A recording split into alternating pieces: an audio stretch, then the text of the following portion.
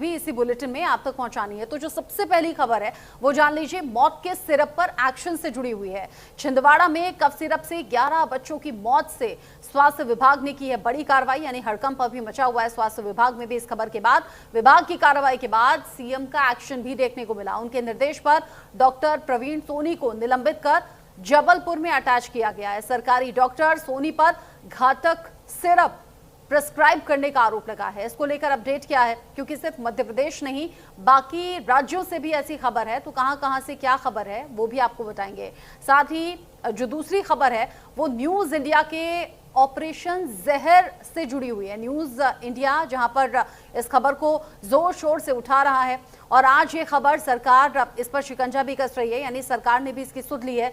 सिर्फ एमपी राजस्थान नहीं बल्कि तमिलनाडु तक सर्च ऑपरेशन चलाया जा रहा है। इसके साथ ही हमारे सहयोगी ने एक स्टिंग ऑपरेशन भी किया है, उसमें क्या सच सामने आया वो आपको दिखाएंगे। तीसरी बड़ी खबर, बरेली में गरजा बुलडोजर। बरेली बवाल के बाद मौलाना तौकीर रजा और उनके करीबियों के खिलाफ एक्शन जारी है। तौकीर रजा के करीबी डॉक्टर नफीस के मैरिज हॉल पर रविवार को दूसरे दिन भी बुलडोजर चल रहा है। 2 बुलडोजर बिल्डिंग के बचे हुए हिस्से को ढहाने का काम कर रहे हैं। मजदूर भी वहां पर लगाए गए हैं। तो ताजा अपडेट तस्वीरों के साथ आप तक पहुंचाएंगे। चौथी जो खबर है वो बिहार चुनाव से जुड़ी हुई है। कौन जीतेगा बिहार का रण, ये सवाल लोगों के जहन में है। बिहार में विधानसभा चुनाव की तैयारियां तेज हैं। चुनाव आयोग ने इस संबंध में आज पटना में प्रेस कॉन्फ्रेंस की। इस दौरान मुख्य चुनाव आयुक्त यानी कि सीईसी ज्ञानेश कुमार ने लोगों से मतदान की अपील करते हुए कहा कि जिस तरह आप अपने त्योहारों को मनाते हैं उसी तरह लोकतंत्र के पर्व को भी मनाएं। उन्होंने एसआईआर की प्रक्रिया में शामिल रहे बूथ स्तरीय अधिकारी यानी कि बीएलओ को धन्यवाद देते हुए उनका सम्मान भी किया, क्योंकि टफ काम है, कम टाइम में ज्यादा काम किया गया, इसीलिए अप्रिशिएट किया गया। साथ ही लोगों से कहा बढ़ चढ़कर चुनाव में हिस्सा लीजिएगा। तो ये 4 बड़ी खबरें डिटेल में आप तक पहुंचाएंगे एक एक करके। और जो सबसे पहली खबर होगी वो जहरीले कफ सिरप से जुड़ी हुई होगी। मध्य प्रदेश के छिंदवाड़ा में बच्चों की मौत का मामला लगातार तूल पकड़ रहा है। कफ सिरप से मौत के मामले में पहली गिरफ्तारी भी हो गई है। कोल्ड्रिफ कफ सिरप लिखने वाला जो डॉक्टर है वो गिरफ्तार हुआ है। पुलिस ने डॉक्टर प्रवीण सोनी को गिरफ्तार किया है। मध्य प्रदेश में न्यूज इंडिया की खबर का हुआ है बड़ा असर। पुलिस ने दवा कंपनी के खिलाफ केस दर्ज किया है। मध्य प्रदेश में कोल्ड्रिफ कफ सिरप पर बैन लगा दिया गया। राजस्थान, तमिलनाडु, केरल में भी इस सिरप पर बैन लगाया गया। उत्तराखंड में भी प्रतिबंधित कफ सिरप को लेकर कार्रवाई देखने को मिली है। देहरादून में कोई मेडिकल स्टोर ऐसा नहीं होना चाहिए जो इस कफ सिरप को बेचे। कई मेडिकल स्टोर पर छापेमारी की कार्रवाई भी हुई है। जिस तरीके से कोल्ड्रिफ कंपनी के इस कफ सिरप से एक के बाद एक बच्चों की तबीयत खराब होने की खबर है, बच्चों की जान जाने की खबर है, तो ये मध्य प्रदेश या फिर राजस्थान तक ही सीमित नहीं रहा, बल्कि केरल, तमिलनाडु, उत्तराखंड, अलग अलग राज्यों में अब कार्रवाई की जा रही है। केंद्र सरकार ने भी इस खबर का संज्ञान लिया है और अब जो संबंधित कंपनी है वो भी और जो डॉक्टर्स जानबूझकर इस कफ सिरप को प्रिस्क्राइब कर रहे थे उनके खिलाफ भी कड़ी कार्रवाई की तैयारी। इनफैक्ट पहली गिरफ्तारी हो भी गई है डॉक्टर सोनी की, जो लगातार कोल्ड्रिफ सिरप को प्रिस्क्राइब कर रहे थे और इन्हीं के प्रिस्क्रिप्शन पर बच्चों को कफ सिरप दी जा रही थी, जो कि जानलेवा साबित हुई। आप सोचिए, मध्य प्रदेश में 11 बच्चों ने दम तोड़ दिया इसी कफ सिरप की वजह से। कोल्ड्रिफ कफ सिरप लिखने वाला जो डॉक्टर है वो भी अब गिरफ्तार हुआ है। क्या सारे के सारे 9 लोगों को एक ही दवाई लिखी गई है? ये कहना गलत है, क्योंकि एंटी कोल्ड सिरप जो रहता है, जैसे सीज़न चलता है वायरल फीवर का, जो दौर चलता है, इस दौरान में एंटी कोल्ड सिरप लिखे जाते हैं और एंटीबायोटिक दी जाती है। उसमें कोई जानकारी नहीं दी गई किसी के द्वारा, कुछ नहीं। जैसे ही नागपुर से चाइल्ड हॉस्पिटल वालों ने सस्पेक्ट जाहिर किया तो उसके बाद से बंद कर दिया। कब से सर? अब उनकी एडवाइजरी है, वो तारीख देखना पड़ेगा। नहीं, मेरे अकेले द्वारा थोड़ी लिखा गया, उसमें डॉक्टर ठाकुर के द्वारा भी लिखा गया है। एक डॉक्टर अमन है जो यहाँ परासी में पोस्टेड है, उनके द्वारा भी लिखा गया है। मैं अकेला थोड़ी उसमें।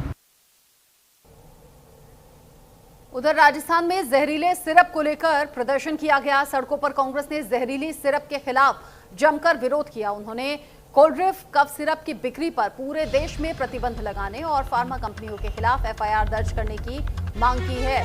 जहरीले सिरप के खिलाफ कार्रवाई की अब तैयारी हो रही है। जयपुर में कांग्रेस ने जोरदार प्रदर्शन किया है। इस विरोध प्रदर्शन में ये देखिए तस्वीरें भी सामने आई हैं। राजस्थान में जहरीले सिरप के खिलाफ ये प्रदर्शन सड़कों पर देखा गया। जहरीले सिरप के खिलाफ सड़कों पर कांग्रेस उतर कर आई, क्योंकि मुख्य विपक्षी पार्टी भी है राजस्थान में। जयपुर में कांग्रेस ने जोरदार विरोध प्रदर्शन किया। हाथों में बैनर पोस्टर लेकर ये प्रदर्शन किया गया और इस मामले में जरूरी कार्रवाई की मांग भी कांग्रेस ने की।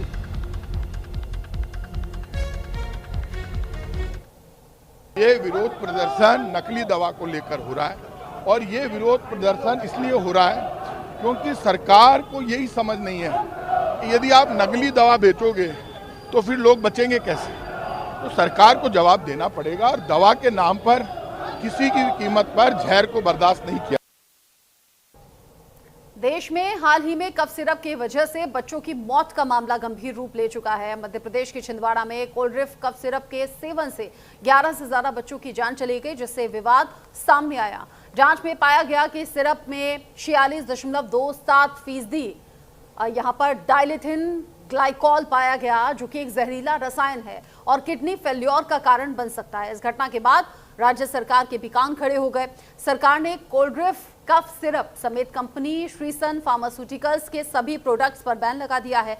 वहीं कफ सिरप लिखने वाले डॉक्टर प्रवीण सोनी को गिरफ्तार कर लिया गया। हम लगातार इस मामले को दिखा रहे हैं और इसका असर भी दिखाई दे रहा है। हमने सबसे पहले आपको बताया था कि कैसे एक खांसी की जो सिरप है वो मासूम बच्चों की जान ले रही है, कैसे छिंदवाड़ा से लेकर भरतपुर और चुरू तक बच्चों को किडनी फेल्योर जैसी गंभीर स्थिति का सामना करना पड़ा। न्यूज इंडिया ने ही सबसे पहले डाइथिलीन ग्लाइकॉल जैसे जहरीले केमिकल की मौजूदगी पर सवाल उठाए और अब असर इसका साफ है।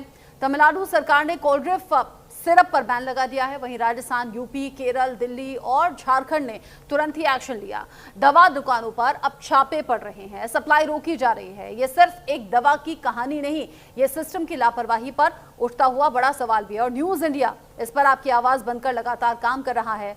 एक रिपोर्ट देखिए, आगे अपडेट आप तक पहुंचाएंगे। दवा बंद करो, बंद करो, बंद करो।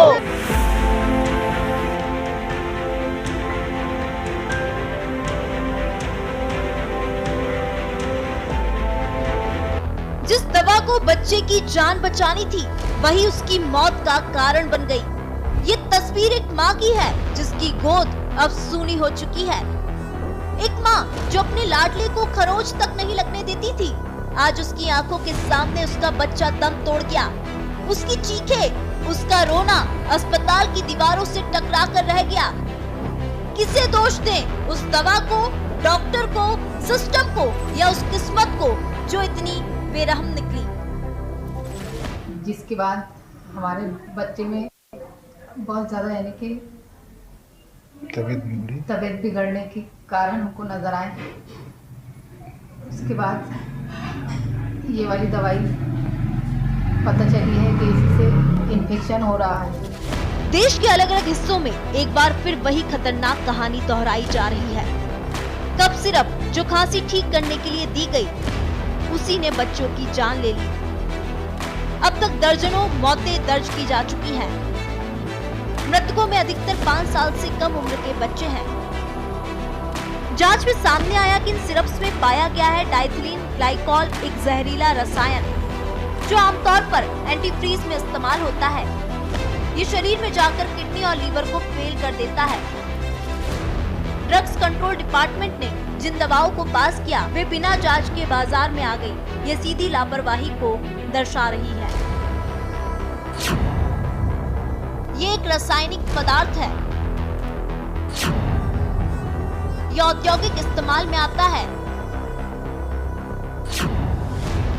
बच्चों के लिए बहुत ही अधिक जहरीली है ये दवा। किडनी फेलियर, लीवर डैमेज हो सकता है। कई मामलों में मौत का कारण बन सकता है। सिरप में ये 46.2% मात्रा में पाया गया। गंभीर उल्टी और पेट दर्द, ज्यादा मात्रा में सेवन से मौत हुई है। वहीं धरती के भगवान कहे जाने वाले भगवान इस मामले से पलड़ा झाड़ते नजर आ रहे हैं और परिजनों पर सारा ही दोष मढ़ रहे हैं। राजस्थान के एक डॉक्टर कह रहे हैं, आपको दवा लेनी है तो लीजिए, ये परिजनों की जिम्मेदारी है। क्या सारे के सारे 9 लोगों को एक ही दवाई लिखी गई है? ये कहना गलत है, क्योंकि एंटी कोल्ड सिरप जो रहता है, जैसे सीज़न चलता है वायरल फीवर का जो दौर चलता है, उस दौरान में एंटी कोल्ड सिरप लिखे जाते हैं और एंटीबायोटिक दी जाती है। उसमें कोई जानकारी नहीं दी गई किसी के द्वारा, कुछ नहीं। जैसे ही नागपुर से चाइल्ड हॉस्पिटल वालों ने सस्पेक्ट जाहिर किया तो उसके बाद से बंद कर दिया। कब से सर? अब उनकी एडवाइजरी है, वो तारीख देखना पड़ेगा। नहीं, मेरे अकेले द्वारा थोड़ी लिखा गया, उसमें डॉक्टर ठाकुर के द्वारा भी लिखा गया है, एक डॉक्टर अमन है जो यहाँ परासी में पोस्टेड है, उनके द्वारा भी लिखा गया है। मैं अकेला थोड़ी उसमें। डाइथिलीन ग्लाइकॉल अगर गलती से भी सिरप में मिल जाए तो वह जानलेवा हो सकता है। ये साफ तौर पर निर्माता और गुणवत्ता जांच एजेंसियों की बड़ी चूक है। इसे रोका जा सकता था। जब तक जवाबदेही तय नहीं होगी, ये सिलसिला चलता रहेगा। हर बार एक नई कंपनी, नया सिरप, लेकिन कहानी वही, मासूमों की जान और सिस्टम की चुप्पी। अब वक्त है सख्त कार्रवाई का, वरना अगला नंबर किसी और के बच्चे का भी हो सकता है। कफ सिरप मामले में केंद्र सरकार का बड़ा एक्शन भी सामने आया। कफ सिरप मामले को लेकर आज बड़ी मीटिंग बुलाई गई। शाम 4 बजे हेल्थ सेक्रेटरी ने ये मीटिंग रखी है, जिसमें राज्यों के स्वास्थ्य सचिवों की ड्रग कंट्रोलर्स के साथ में मीटिंग है। वीडियो कॉन्फ्रेंसिंग के जरिए ये मीटिंग रखी गई है और कफ सिरप से चूंकि बच्चों की मौत के मामले लगातार बढ़ रहे हैं, ये चिंता की बात भी है और इसीलिए केंद्र सरकार ने इस मामले का संज्ञान लेते हुए कार्रवाई की है। अलग अलग राज्यों के जो स्वास्थ्य सचिव हैं, उनके साथ में वीडियो कॉन्फ्रेंसिंग के जरिए ये मीटिंग रखी गई है, क्योंकि कोल्ड्रिफ कफ सिरप लगातार जानलेवा साबित हो रहा है। यहाँ तक कि जब बच्चों की एक के बाद एक जान जाने लगे और डॉक्टर से सवाल हुए तो डॉक्टर्स ने कहा कि ऐसा कुछ नहीं है। एक डॉक्टर ने तो एक कफ सिरप खुद भी पी ली, अपने स्टाफ को भी पिलाई, जिसके बाद सोचिए बड़े लोगों की तबीयत खराब हो गई जब हॉस्पिटल में एडमिट कराना पड़ा। जहरीला इसमें रसायन है, केमिकल है, जो एक बड़ी वजह माना जा रहा है किडनी फेल्योर का।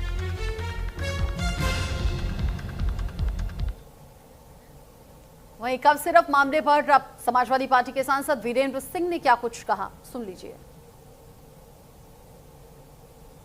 वीरेंद्र जी, जिस तरह से हम देख रहे हैं कि कई राज्यों से कफ सिरप पीने से बच्चों की मौत हो चुकी है और जिसको लेकर सरकार लगातार कार्रवाई करने की बात भी कह रही है। खास करके मध्य प्रदेश के छिंदवाड़ा में एक्शन भी लिया जा रहा है, लेकिन बच्चों की जो मौत की संख्या लगभग राजस्थान और इसका देखे MP का तो 12 बच्चों की मौत हो चुकी है। सरकार को कभी हिंदू मुस्लिम करने से फुर्सत मिले तो देश के बच्चों और देश के स्वास्थ्य के विषय में भी सोचने का अवसर मिले। 2007 में इस सिरप पर बैन लगा था, जब UPA फर्स्ट की सरकार थी। आपने देखा होगा कि गोरखपुर में, उत्तर प्रदेश के कई शहरों में और देश के कई हिस्सों में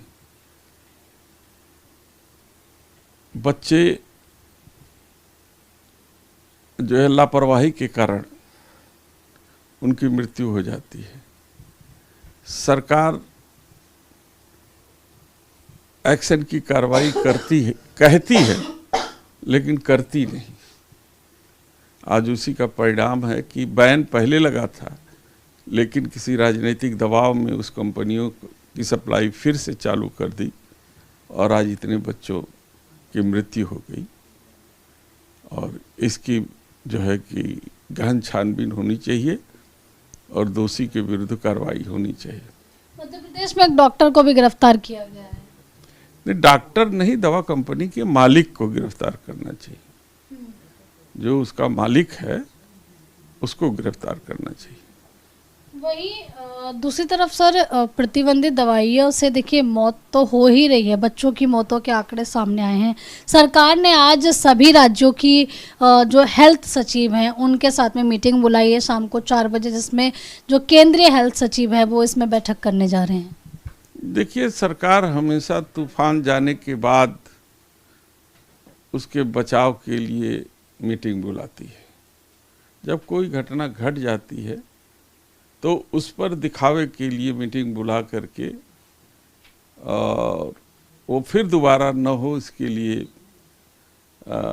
कार्रवाई करने की बात दिखाती है, लेकिन फिर वो बात भविष्य के गर्भ में हो जाता है और घटनाएं कुछ दिनों के बाद फिर घट जाती हैं। आपने देखा होगा कोरोना काल में बिना ठोस प्रयोग के जितनी भी दवाइयाँ कोविशील्ड हो चाहे कोविड की जितनी दवाइयाँ जो इंजेक्शन लगे हैं, लोगों के मन में उसके लिए भय व्याप्त है और सरकार लगातार उस पर उठ रहे सवालों से बच रही है। तो सरकार को सोचना चाहिए कि स्वास्थ्य में किसी भी प्रकार की लापरवाही को निगले न करे, उस पर गंभीरता से विचार करे। हमारे साथ बातचीत करने के लिए समाजवादी पार्टी के सांसद वीरेंद्र सिंह जी। वीरेंद्र जी, जिस तरह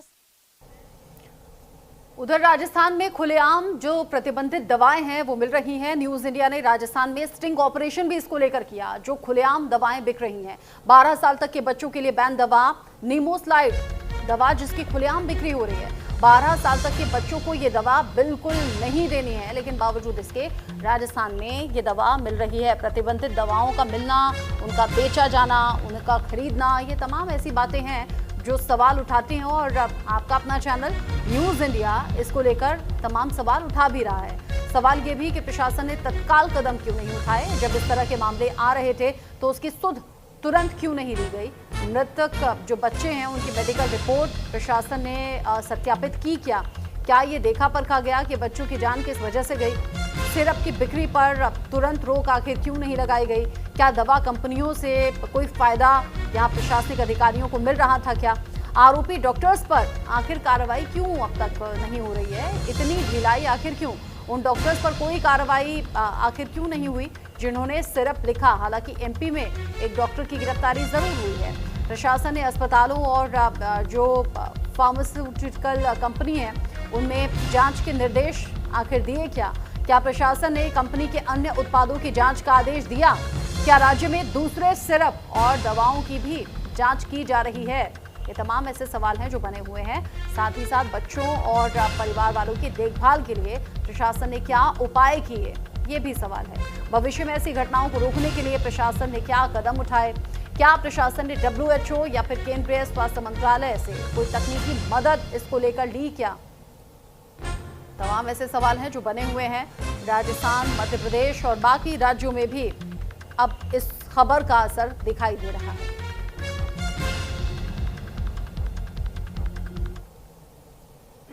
तो मिल जाएगी मैडम, पर विटामिन और जोड़ नहीं होगा।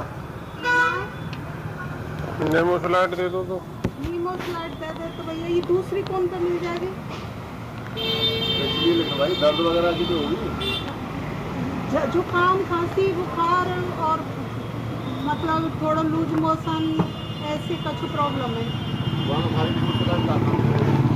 बुखार और दर्द के काज बताइए। हाँ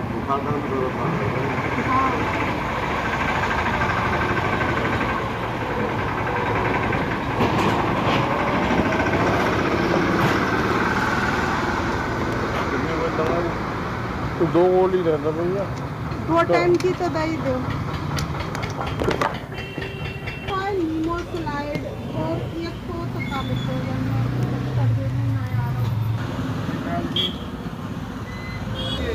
ये जैसा ये तो दर्द हो बुखार हो दोनों का माया स्लाइड और ये दोनों लिखी है। नाम ये मेरी बात लिखी है।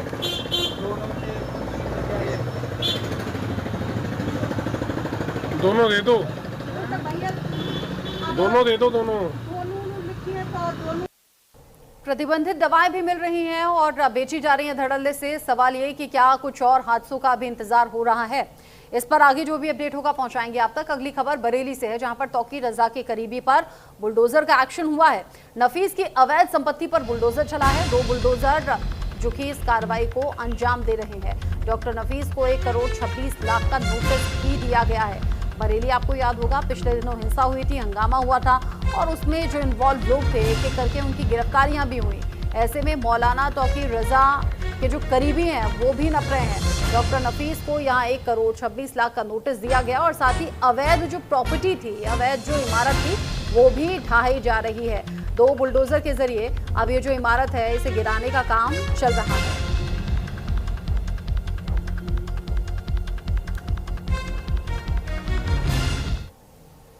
बरेली में हुए बवाल से जुड़ा हुआ एक और बड़ा अपडेट आप जान लीजिए। फरार दंगाइयों पर इनाम घोषित होगा।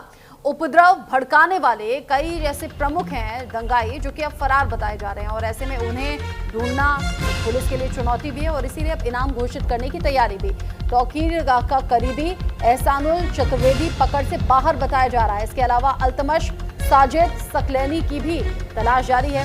फरार दंगाइयों की तलाश में पुलिस जुटी हुई है। पुलिस की 6 टीमें अलग अलग जगह इन जो दंगाई हैं उनको ढूंढ रही हैं। फरार लोगों का अदालत से गैर जमानती वारंट भी लेने की तैयारी है ताकि पकड़े जाएं तो फिर पुलिस के शिकंजे में रहें। गैर जमानती वारंट के साथ में पुलिस जगह जगह इन दंगाइयों को ढूंढ रही है जिन्होंने माहौल खराब करने की कोशिश की। बरेली में जो कुछ हुआ वो एक एक वीडियो, एक एक फ्रेम, एक एक चेहरा पहचानने की कोशिश हो रही है। तौकीर का करीबी एहसानुल चतुर्वेदी पकड़ से बाहर है। इसके अलावा और जो तमाम करीबी हैं उन तक भी पुलिस पहुंचने की कोशिश में है। करीब 6 ऐसी टीमें हैं जो अलग अलग दिशाओं में ढूंढ रही हैं मौलाना तौकीर रजा के करीबियों को, क्योंकि मौलाना तौकीर रजा के कहने पर ही ये पूरा मामला बढ़ा और फिर बिगड़ता चला गया, क्योंकि मौलाना तौकीर रजा के आह्वान पर ही ये सभी लोग इकट्ठा हुए थे।